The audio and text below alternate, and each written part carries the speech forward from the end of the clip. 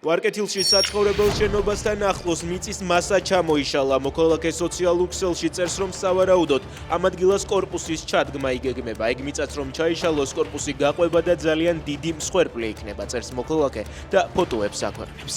პროსტიტუციის ხელშეწყობისა და პროსტიტუციისთვის ადგილის გადაცემის ფაქტზე დაკავებულ 12 პირს აღკვეთის ღონისძიების სახით პატიმრობა შეეფარდა. ბრალდებულებს შორისაა მომღერალი ირმა კურტანიძე, იგივე ხატია წერეთელი.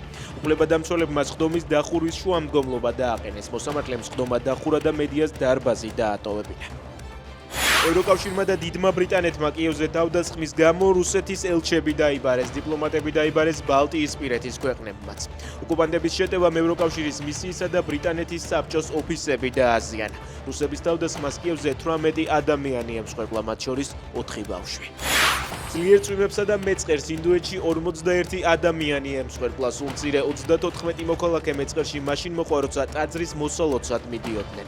სტიქიის შედეგად დაინგრა სახლები და ხიდები, განადგურდა საავტომობილო გზები, დაშავდა ათეულობით ადამიანი, საჭირო გახდა მოქალაქეების ევაკუაცია.